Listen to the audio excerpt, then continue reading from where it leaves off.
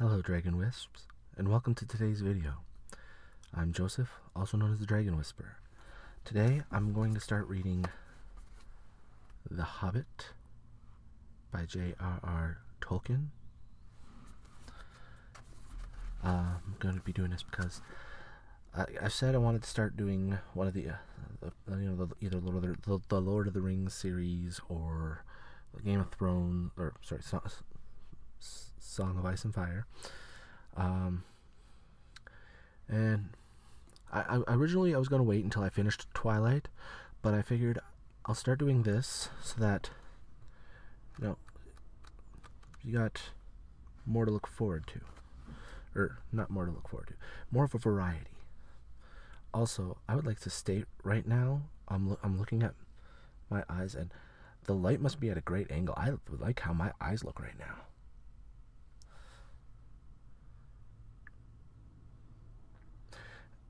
Anyway, before we get started, I'd like to remind you to like the video and share the video if you liked it.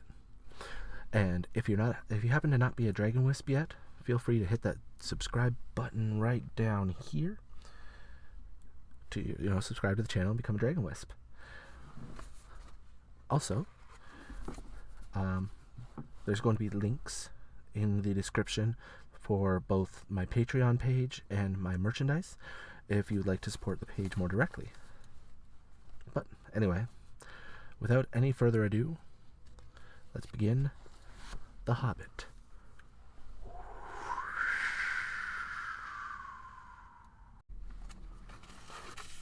Oh, look, there's a card in here.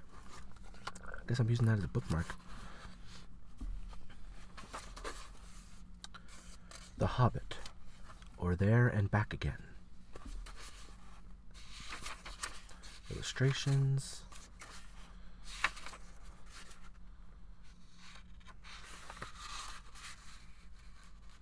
Author's note, I think. Yeah, that's author's note. The tunic title also read. Huh. Chapter 1. An Unexpected Party. In a hole in the ground there lived a hobbit. Not a nasty, dirty, wet hole filled with the ends of worms and an oozy smell, nor yet a dry, bare, sandy hole with nothing in it to sit down on or to eat. It was a hobbit hole, and that means comfort. It had a perfectly round door, like a porthole, painted green, with a shiny yellow brass knob in the exact middle. Sun's coming up.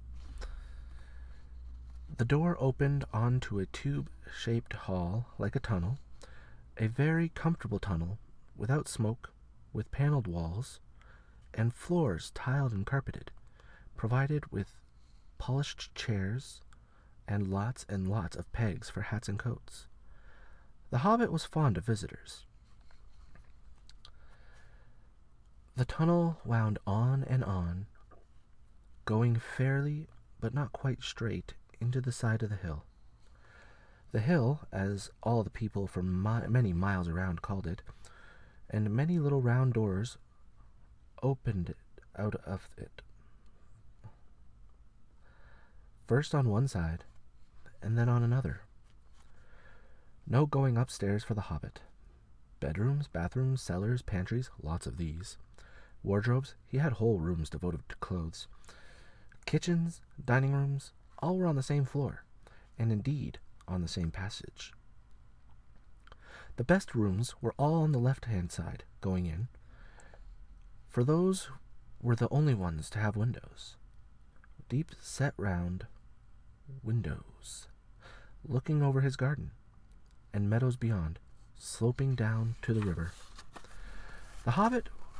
This hobbit, was a very well-to-do hobbit, and his name was Baggins. The Bagginses had lived in the neighborhood of the hill for time out of mind, and people considered them very respectable, not only because most of them were rich, but also because they never had any adventures or did anything unexpected. You could tell what a Baggins would say on any question without the bother of asking him. This is a story of how a Baggins had an adventure and found himself doing and saying things altogether unexpected. He may have lost the neighbors' respect, but he gained, well, you'll see whether he gained anything in the end. The mother of our particular hobbit. What is a hobbit? I suppose hobbits need some description nowadays, since they have become rare and shy of the big people, as they call us. They are, or were, a little people about half our height, and smaller than the bearded dwarves. Hobbits have no beards. There is little or no magic about them, except the ordinary, everyday sort, which helps them to disappear quietly and quickly when large, stupid folk like you and me come blundering along, making a noise like elephants, which they can hear a mile off. They are inclined to be fat in the stomach. They dress in bright colors, chiefly green and yellow, wear no shoes, because their feet grow natural leathery soles, and thick warm brown hair like the stuff on their heads, which is curly. Have long, clever brown fingers, good-natured faces, and laugh deep, fruity laughs, especially after dinner, which they have twice a day when they can get it. Now you know enough to go on with. As I was saying, the mother of this hobbit, of Bilbo Baggins that is, was the famous Belladonna Took, one of the three remarkable daughters of the old Took, head of the hobbits who lived across the water, the small river that ran at the foot of the hill. It was often said in other families that long ago one of the Took ancestors must have taken a fairy wife. That was, of course, absurd, but certainly there was still something not entirely hobbit-like about them, and once in a while members of the Took clan would go and have adventures. They discreetly disappeared, and the family hushed it up, but the fact remained that the Tooks were not as respectable as the Bagginses, though they were undoubtedly richer. Not that Belladonna Took ever had any adventures after she became Mrs. Bungo Baggins. Bungo, that was Bilbo's father, built the most luxurious hobbit hole for her, and partly with her money, that was to be found either under the hill or over the hill or across the water, and there they remained to the end of their days.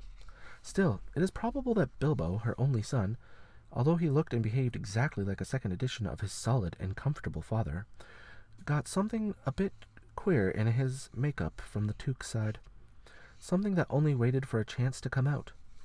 The chance never arrived, until Bilbo Baggins was grown up, being about 50 years old or so, and living in the beautiful hobbit hole built by his father, which I have just described for you, until he had, in fact, apparently settled down immovably. By some curious chance, one morning long ago in the quiet of the world, when there was less noise and more green, and the hobbits were still numerous and prosperous, and Bilbo Baggins was standing at his door after breakfast smoking an enormous long wooden pipe that reached nearly down to his woolly toes, neatly brushed, Gandalf came by. Gandalf! If you had heard only a quarter of what I have heard about him, and I have only heard very little of all there is to hear, you would be prepared for any sort of remarkable tale. Tales and adventures sprouted up all over the place, wherever he went, in the most extraordinary fashion. He had not been down that way under the hill for ages and ages, not since his friend the old Took died, in fact, and the hobbits had almost forgotten what he looked like. He had been away over the hill and across the water on business of his own, since they were all small hobbit boys and hobbit girls. All that the unsuspecting Bilbo saw that morning was an old man with a staff. He had a tall, pointed blue hat, a long gray cloak, a silver scarf over which his long white beard hung down below his waist, and immense black boots. "Good morning," said Bilbo, and he meant it. The sun was shining and the grass was very green, but Gandalf looked at him from under those long, bushy eyebrows that stuck out further than the brim of his shady hat. "What do you mean?" he said. "Do you wish me a good morning, or mean that it is a good morning whether I want it or not, or that you feel good this morning, or that it is a morning to be good on?" "All of them at once," said Bilbo, "and a very fine morning for a pipe of tobacco out of doors, into the bargain." "If you have a pipe on you, sit down and have a fill of mine. There's no hurry. We have all the day before us." Then Bilbo sat down on a seat by his door, crossed his legs, and blew out a beautiful gray ring of smoke that sailed up into the air without breaking and floated away over the hill. "Very pretty," said Gandalf, "but I have no time to blow smoke rings this morning. I am looking for someone to share in an adventure that I am arranging, and it is very difficult to find anyone." "I should think so, in these parts. We are plain, quiet folk, and have no use for adventures. Nasty, disturbing, uncomfortable things. Make you late for dinner. I can't think of what anybody sees in them," said our Mr. Baggins, and stuck one thumb behind his braces, and blew out another, even bigger smoke ring. Then he took out his morning letters and began to read, pretending to take no more notice of the old man. He had decided that he was not quite his sort, and wanted him to go away.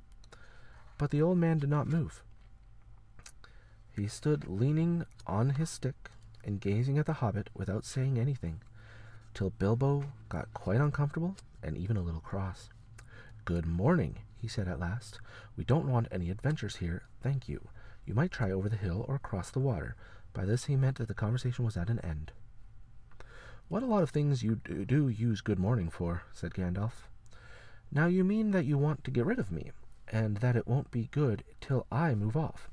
Not at all, my dear sir. Let me see. I don't think I know your name." Yes, my dear sir, and I do know your name, Mr. Bilbo Baggins, and you do know my name, though you don't remember that I belong to it. I am Gandalf, and Gandalf means me. To think that I should have lived to be good morninged by Belladonna Took's son, as if I was selling buttons at the door. Gandalf! Good gracious me! Not the wandering wizard that gave old Took a pair of magic diamond studs that fastened themselves and never came undone till ordered. Not the fellow who used to tell such wonderful tales at parties, about dragons and goblins and giants and the rescue of princesses and the unexpected luck of widows' sons. Not the man that used to make such particularly excellent fireworks. I remember those. Old Took used to have them on Midsummer's Eve. Splendid. They used to go up like great lilies and snapdragons and laburnums of fire, and hang in the twilight all evening. You will notice already that Mr. Baggins was not quite so prosy as he would like to believe. Also, that he was very fond of flowers. Dear me, he went on, not the Gandalf who was responsible for so many quiet lads and lasses going off into the blue for mad adventures. Anything from climbing trees to visiting elves, or sailing in ships, sailing to other shores. Bless me, life used to be quite used to upset things badly in these parts once upon a time. I beg your pardon, but I had no idea you were still in business." "Where else would I be?" said the wizard. "All the same, I am pleased to find you remember something about me. You seem to remember my fireworks kindly, at any rate, and that is not without hope.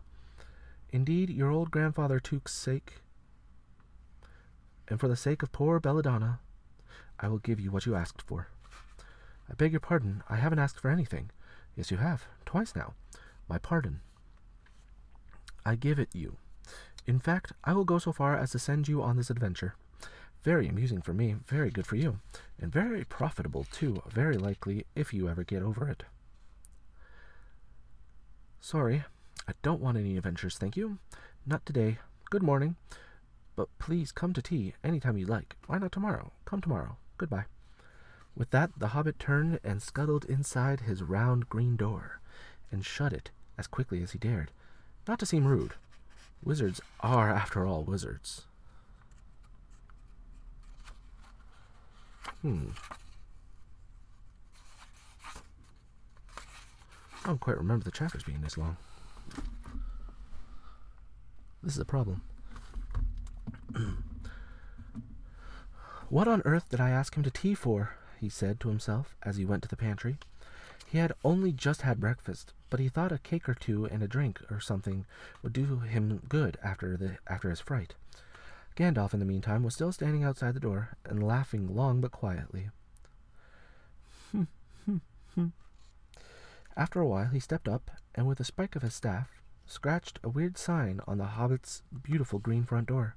Then he strode away, just about the time when Bilbo was finishing his second cake and beginning to think that he had escaped adventures very well. The next day he had almost forgotten about Gandalf. He did not remember things very well, unless he put them down in his engagement tablet. Like this: Gandalf, tea, Wednesday. Yesterday he had been too flustered to do anything of the kind. Just before tea time there came a tremendous ring on the front door-bell, and then he remembered. He rushed and put on the kettle, and put out another cup and saucer, and an extra cake or two, and ran to the door. "I'm so sorry to keep you waiting," he was going to say, when he saw that it was not Gandalf at all.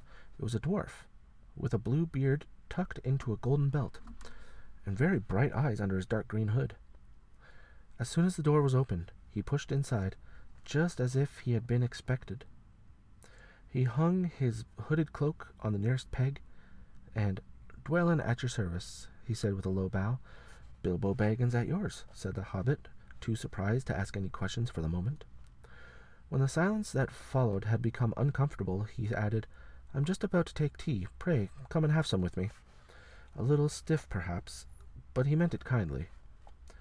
"And what would you do if an uninvited dwarf came and hung his things up in your hall without a word of explanation?" They had not been at table long, in fact. They had hardly reached the third cake, when there came another even louder ring at the bell. "Excuse me," said the hobbit, and off he went to the door. "So you've got here at last," that was what he was going to say to Gandalf this time.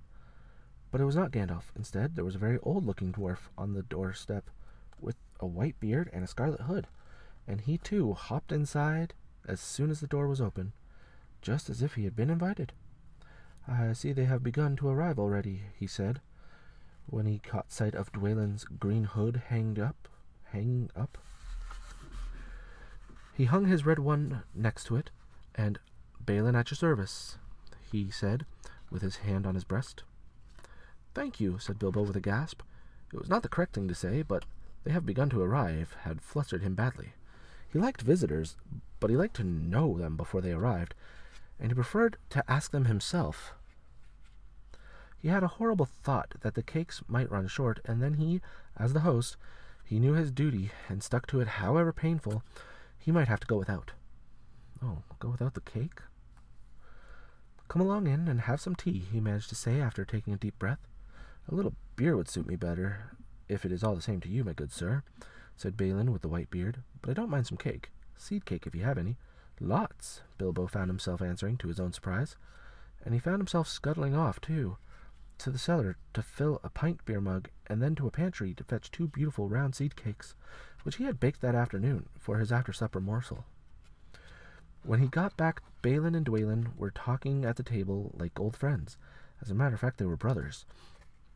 Bilbo plumped down the beer and the cake in front of them, when loud came a ring at the bell again, and then another ring. Gandalf for certain this time, he thought as he puffed along the passage, but it was not. It was 2 more dwarfs, both with blue hoods, silver belts, and yellow beards, and each of them carried a bag of tools and a spade. In they hopped as soon as the door began to open. Bilbo was hardly surprised at all. "What can I do for you, my dwarves?" he said. "Killy at your service," said one, and "Filly," added the other, and they both swept off their blue hoods and bowed. "At yours and your families," replied Bilbo, remembering his manners this time. "Dwalin and Balin here are already, I see," said Killy. "Let us join the throng." "Throng," thought Mr. Baggins. "I don't much like the sound of that. I really must sit down for a minute and collect my wits, and have a drink." He had only just had a sip, in the corner, while the 4 dwarves sat around the table and talked about mines and gold and troubles with the goblins and the depredations of dragons and lots of other things which he did not understand and did not want to, for they sounded much too adventurous, when ding-dong-a-ling-dang, his doorbell rang again, as if some naughty little hobbit boy was trying to pull the handle off. "Someone at the door," he said, blinking. "Some 4, I should say by the sound," said Filly. "Besides, we saw them coming along behind us in the distance." The poor little hobbit sat down in the hall and put his head in his hands, and wondered what had happened, and what was going to happen, and whether they would all stay for supper. Then the bell rang again, louder than ever, and he had to run to the door. It was not 4 after all, it was 5. Another dwarf had come along while he was wondering in the hall. He had hardly turned the knob before they were all inside, bowing and saying, "At your service," one after the other. Dori, Nori, Ori, Oin, and Gloin were their names. And very soon 2 purple hoods, a grey hood, a brown hood, and a white hood were hanging on the pegs.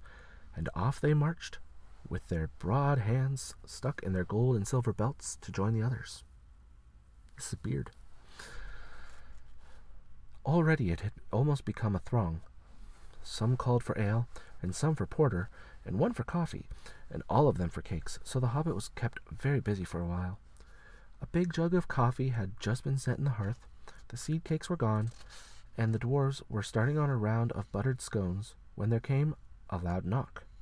Not a ring, but a hard rat-tat on the hobbit's beautiful green door. Somebody was banging with a stick. Bilbo rushed along the passage very angry and altogether bewildered and beweathered. This was the most awkward Wednesday he had ever remembered. He pulled open the door with a jerk, and they all fell in, one on top of the other.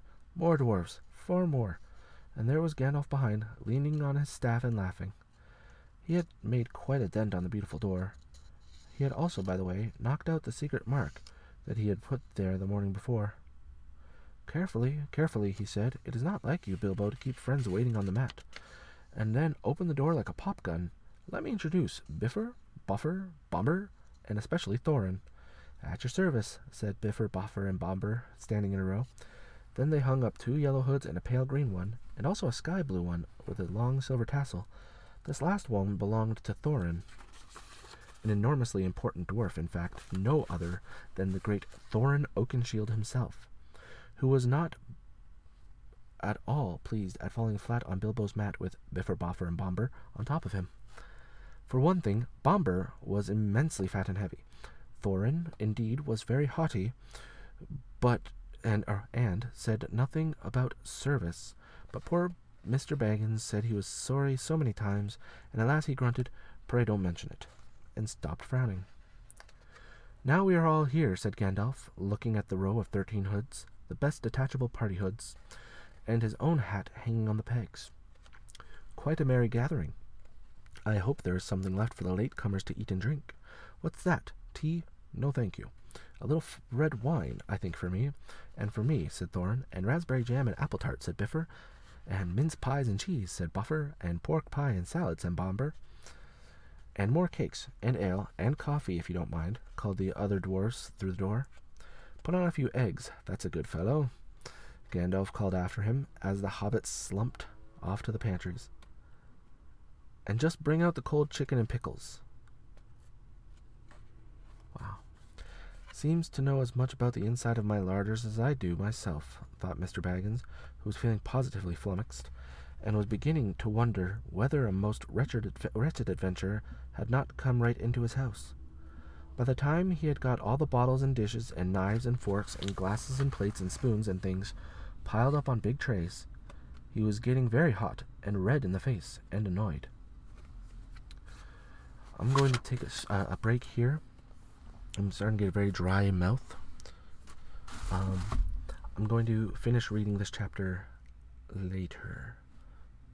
As I said, the chapter's a lot longer than I expected.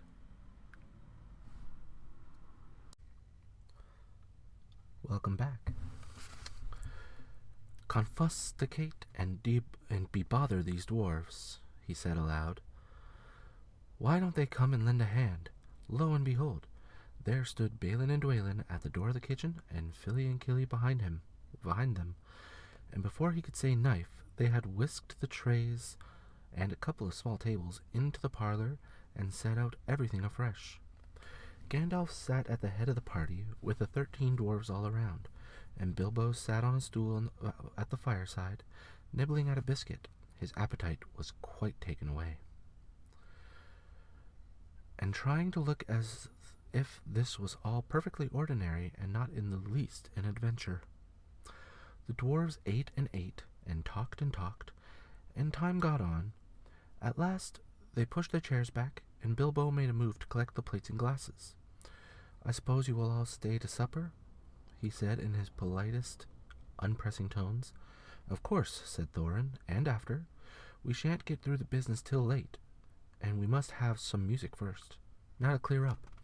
Thereupon the 12 dwarves, not Thorin, he was too important, and stayed talking to Gandalf, jumped to their feet, and made tall piles of all the things. Off they went, not waiting for trays, balancing columns of plates, each with a bottle on the top, with one hand, while the hobbit ran after them, almost squeaking with fright. "Please be careful, and please don't trouble, I can manage." But the dwarves only started to sing.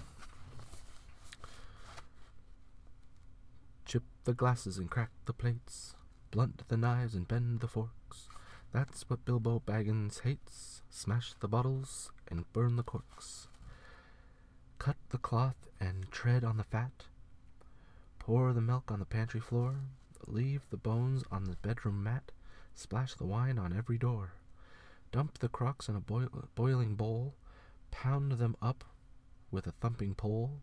And when you're finished, if any are whole, send them down the hall to roll. That's what Bilbo Baggins hates, so carefully, carefully, with the plates.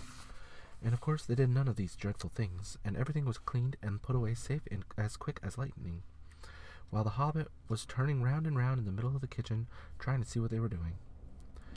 Then they went back and found Thorin with his feet on the fender, smoking a pipe. He was blowing the most enormous smoke rings, and wherever he told one to go, it went, up the chimney, or behind the clock on the mantelpiece, or under the table, or round and round the ceiling. But wherever it went, it was not quick enough to escape Gandalf. Pop! He sent a smaller smoke ring from his short clay pipe straight through each one of Thorin's. Then Gandalf's smoke ring would go green.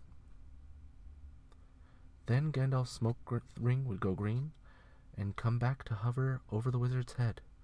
He had a cloud of them about him already, and in the dim light it made him look strange and sorcerous. Bilbo stood still and watched. He loved smoke rings. And then he blushed to think how proud he had been yesterday morning of the smoke rings he had sent up the wind over the hill. "Now for some music," said Thorin. "Bring out the instruments." Killy and Filly rushed for their bags and brought back little fiddles. Dori, Nori, and Ori brought out flutes from somewhere inside their coats. Bomber produced a drum from the hall. Biffer and Boffer went out too, and came back with clarinets that they had left among the walking sticks. Dwalin and Balin said, "Excuse me, I left mine in the porch." "Just bring mine in with you," said Thorin. They came back with vials as big as themselves, and with Thorin's harp wrapped in a green cloth. It was a beautiful golden harp, and when Thorin struck it, the music began all at once, so sudden and sweet that Bilbo forgot everything else, and was swept away into the dark lands under strange moons, far over the water and very far from his hobbit hole under the hill. The dark came into the room from the little window that opened in the side of the hill. The firelight flickered. It was April, and still they played on, while the shadow of Gandalf's beard wagged against the wall. The dark filled all the room, and the fire died down, and the shadows were lost, and still they played on. And suddenly, first one and then another began to sing as they played, deep-throated singing of the dwarves in the deep places of their ancient homes, and this is like a fragment of their song, if it can be like their song without their music. "Far over the misty mountains cold, to dungeons deep and caverns old, we must away ere break of day, to seek the pale enchanted gold. The dwarves of yore made mighty spells, while hammers fell like ringing bells, in places deep where dark things sleep, in hollow halls beneath the fells. For ancient king and elvish lord, there many a gleaming golden hoard, they shaped and wrought, and light they caught, to hide in gems on hilt of sword. On silver necklaces they strung, the flowering stars on crowns they hung. The dragon fire in twisted wire, they meshed the light of moon and sun, far over the misty mountains cold, to dungeons deep in caverns old. We must away ere break of day, to claim our long-forgotten gold. Goblets they carved there for themselves, and harps of gold where no man delves. There lay they long, and many a song was sung unheard by men or elves. The pines were roaring on the height, the winds were moaning in the night, The fire was red, it flaming spread, the trees like torches blazed with light. The bells were ringing in the dale, and men looked up with faces pale. The dragon's ire, more fierce than fire, laid low their towers and houses frail. The mountains smoked beneath the moon, the dwarves, they heard the tramp of doom. They fled their hall to dying fall, beneath his feet, beneath the moon. Far over the misty mountains grim, to dungeons deep and caverns dim. We must away ere break of day, to win our harps and gold from him. As they sang, the hobbit felt the love of beautiful things made by hands and by cunning and by magic moving through him. A fierce and a jealous love, the desire of the hearts of dwarves. Then something tookish woke up inside him, and he wished to go and see the great mountains, and hear the pine trees and the waterfalls, and explore the caves, and wear a sword instead of a walking stick. He looked out of the window. The stars were out in a dark sky above the trees. He thought of the jewels of the dwarves shining in dark caverns. Suddenly, in the wood beyond the water, a flame leapt up, probably somebody lighting a wood fire, and he thought of plundering dragons settling on his quiet hill and kindling it all to flames. He shuddered. And very quickly he was playing Mr. Baggins of Bag End Underhill again. He got up trembling. He had less than half a mind to fetch a lamp, and more than half a mind to pretend to, and go and hide behind the beer barrels in the cellar, and not come out again until all the dwarves had gone away. Suddenly he found that the music and singing had stopped, and they were all looking at him with eyes shining in the dark. "Where are you going?" said Thorin, in a tone that seemed to show that he guessed both halves of the hobbit's mind. "What about a little light?" said Bilbo apologetically. "We like the dark," said all the dwarves. "Dark for dark business. There are many hours before dawn." "Of course," said Bilbo, and sat down in a hurry.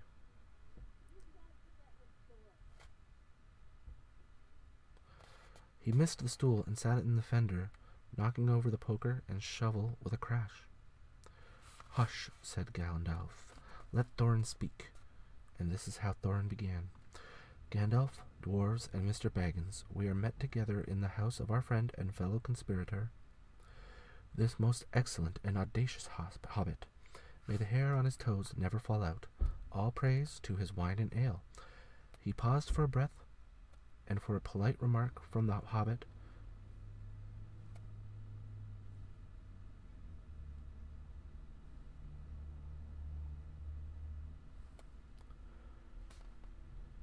But the compliments were quite lost on poor Bilbo Baggins, who was wagging his mouth in protest at being called audacious, and worst of all, fellow conspirator.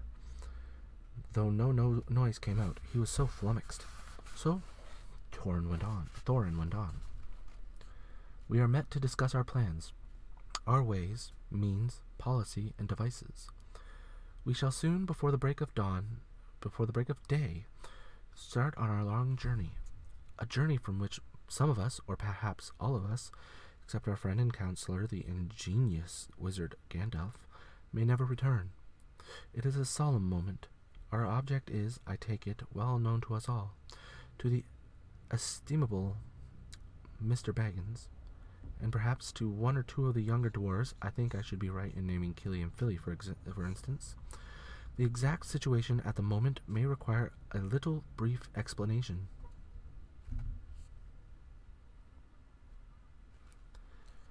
This was Thorin's style.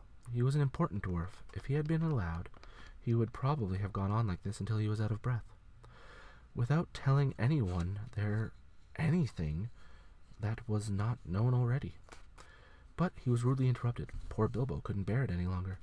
At "may never return," he began to feel a shriek coming up inside, and very soon it burst out like the whistle of an engine coming out of a tunnel. All the dwarves sprang up, knocking over the table.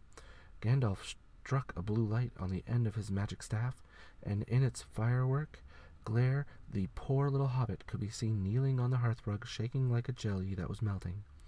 Then he fell flat on the floor and kept on calling out, struck by lightning, over and over again, and that was all they could get out of him for a long time. So they took him and laid him out of the way on the drawing room sofa with a drink at his elbow, and they went back to their dark business. "Excitable little fellow," said Gandalf, as they sat down again. "Gets funny, weird fits, but he is one of the best, as fierce as a dragon in a pinch."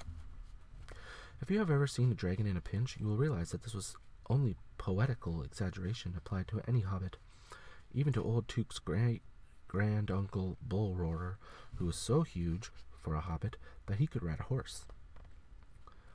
He charged the ranks of the goblins of Mount Graham in the Battle of the Green Fields, and knocked their king Golfimble's head clean off with a wooden club.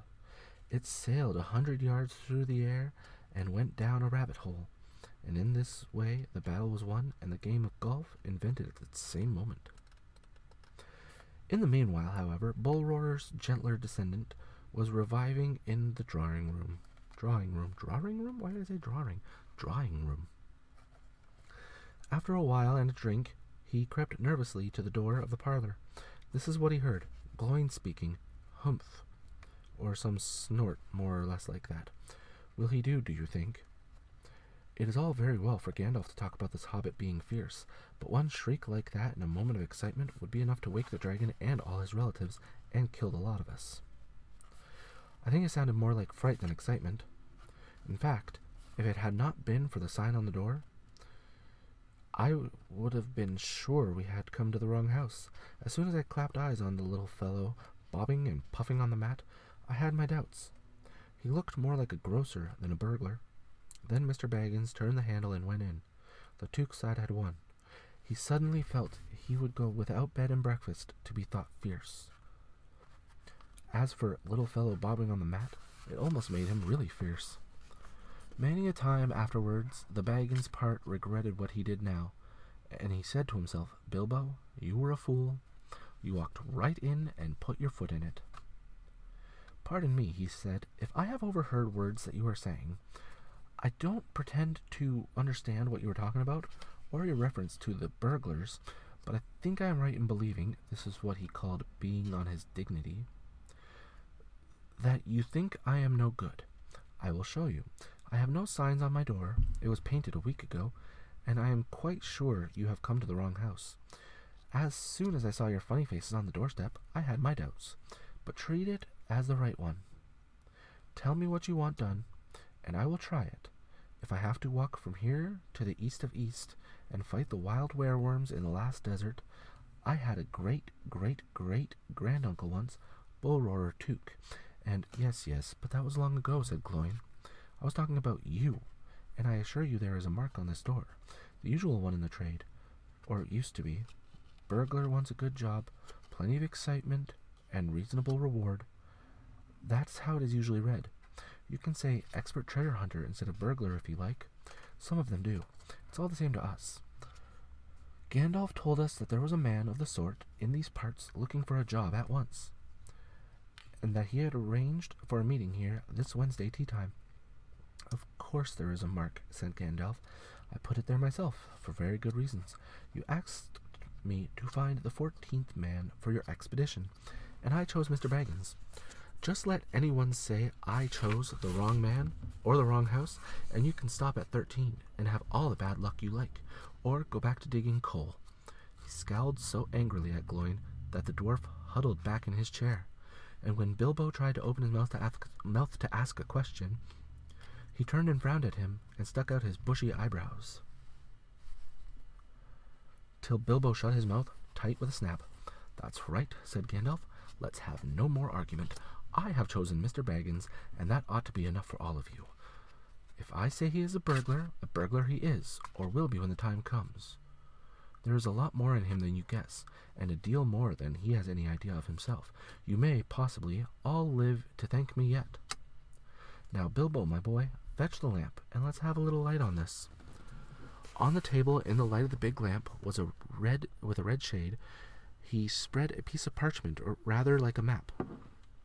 This was made by Thror, your grandfather Thorin, he said in answer to the dwarves' excited questions. It is a plan of the mountain. I don't see that this will help us much, said Thorin disappointedly after a glance. I remember the mountain well enough and the lands about it, and I know where Mirkwood is and the withered heath where the great dragons bred. There is a dragon marked in red on the mountain, said Balin, but it will be easy enough to find him without that, if ever we arrive there. There is one point that you haven't noticed, said the wizard, and that is the secret entrance. You see that rune on the west side, and the hand pointing to it from the other runes? That marks a hidden passage to the lower halls. Look at the map in the beginning of this book, and you will see where there are runes, and you will see there the runes. It may have been secret once, said Thorin, but how do we know that it is secret any longer? Old Smog has lived there long enough now to find out anything there is to know about those caves. He may, but he can't have used it for years and years. Why?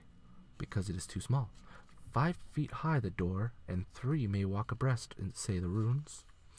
But Smog could not creep into a hole that size, not even when he was a young dragon. Certainly not after devouring so many of the dwarves and men of Dale. Seems like a great big hole to me, said squeaked Bilbo, who had no experience of dragons and only of hobbit holes. He was getting excited and interested again, so that he forgot to keep his mouth shut.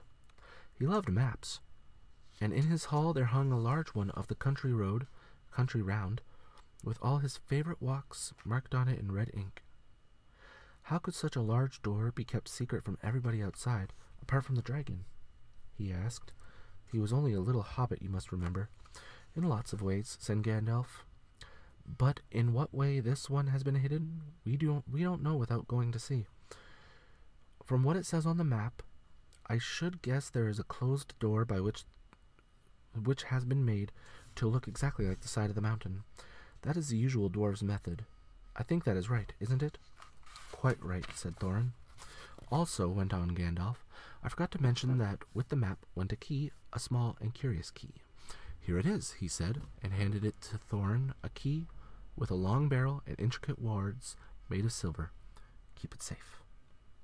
Indeed I will, said Thorin, and he fastened it upon a fine chain that hung about his neck and under his jacket. Now things begin to look more hopeful.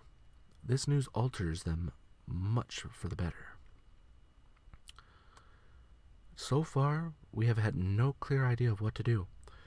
We thought of going east, as quiet and careful as we could, as far as the Long Lake. After that, the trouble would begin. A long time before that, if I know anything about the roads east, interrupted Gandalf. We might go from there up along the river running, went on Thorin, taking no notice. And so to the ruins of Dale, the old town in the valley there, under the shadow of the mountain. But we none of us liked the idea of the front gate. The river runs right out of it through the great cliff at the side of the south of the mountain, and out of it comes the dragon too. Far too often, unless he has changed his habits. That would be no good, said the wizard. Not without a mighty warrior, even a hero. I tried to find one, but warriors are busy fighting one another in distant lands. And in this neighborhood, heroes are scarce, or simply not to be found. Swords in these parts are mostly blunts, and axes are used for trees, and shields as cradles or dish covers, and dragons are comfortably far off, and therefore legendary. That is why I settled on burglary, especially when I remember the existence of a side door. And here is our little Bilbo Baggins, the burglar, the chosen and selected burglar. So now, let's get on and make some plans. Very well, said Thorin. Supposing the burglar expert gives us some ideas or suggestions, he turned with mock politeness to Bilbo. First, I should like to know a bit more about things, said he, feeling all confused and a bit shaky inside, but so far still tookishly determined to go on with things. I mean, about the gold and the dragon and all that, and how it got there and who it belongs to, and so on and further. Bless me, said Thorin, haven't you got a map? And didn't you hear our song? And haven't we been talking about all this for hours? All the same, I should like it all plain and clear, said he, obstinately, putting on his business manner, usually reserved for people who tried to borrow money off him, and doing his best to appear wise and prudent and professional and live up to Gandalf's recommendation. I should like to know about the risks, out-of-pocket expenses, time required and remuneration, and so forth, by which he meant, what am I going to get out of it, and am I going to come back alive? Oh, very well, said Thorin. Long ago, in my grandfather Thror's time, our family was driven out of the far north, and came back with all their wealth and their tools to this mountain on the map. It had been discovered by my far ancestor, Thrain the Old, but now they mined and they tunneled, and they made huger halls and greater workshops, and in addition, I believe they found a good deal of gold and a great many jewels too.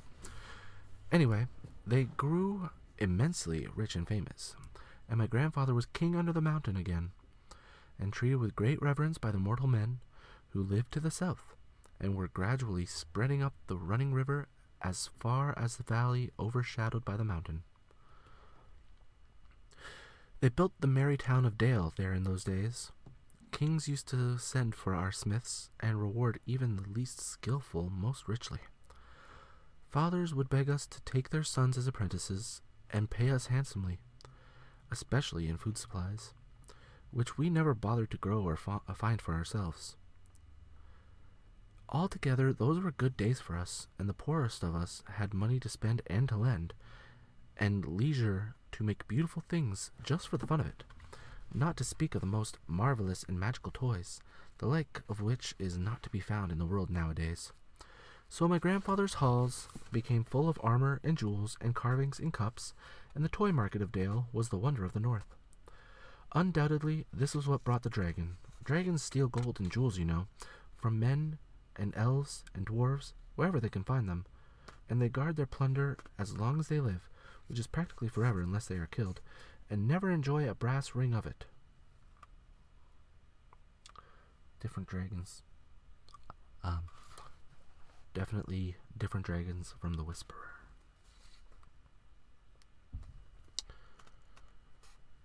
Indeed, they hardly know a good bit of work from a bad, though they usually have a good notion of the current market value, and they can't make a thing for themselves, not even mend a little loose scale of their armor.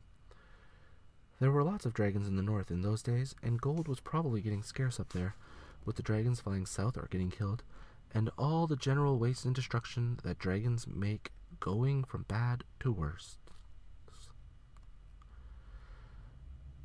There was a most especially greedy, strong, and wicked worm called Smog. One day he flew up into the air and came south. The first we heard of it was a noise like a hurricane coming from the north, and the pine trees on the mountain creaking and cracking in the wind. Some of the dwarves who happened to be outside, I was one luckily, a fine adventurous lad in those days, always wandering about, and it saved my life that day. Well, from a good way off we saw the dragon settle on our mountain in a spout of flame. Then he came down the slopes, and when he reached the woods, they all went up in fire. By that time all the bells were ringing in Dale, and the warriors were arming. The dwarves rushed out of their great gate, but there was the dragon waiting for them. None escaped that day. The river rushed up in steam, and a fog fell on Dale, and in the fog the dragon came on them and destroyed most of the warriors. The usual unhappy story. It was only too common in those days. Then he went back and crept in through the front gate and routed all the halls and lanes and tunnels, alleys, cellars, mansions, and passages. After that there were no dwarves left alive inside, and he took all their wealth for himself. Probably, for that is the dragon's way, he has piled it all up in a great heap far inside, and sleeps on it for a bed. Later he used to crawl out of the great gate and come by night to Dale and carry away people, especially maidens, to eat, until Dale was ruined and all the people dead or gone. What goes on there now, I don't know for certain, but I don't suppose anyone lives nearer to the mountain than the far edge of the long lake nowadays. The few of us that were well outside sat and wept in hiding and cursed Smog, and there we were unexpectedly joined by my father and my grandfather with singed beards. They looked very grim, but they said very little. When I asked how they had gotten away, they told me to hold my tongue, and said that one day in the proper time I should know. After that we went away. Not just him, we all went away. And we have had to earn our livings as best we could up and down the lands, often enough sinking as low as blacksmith's work or even coal mining.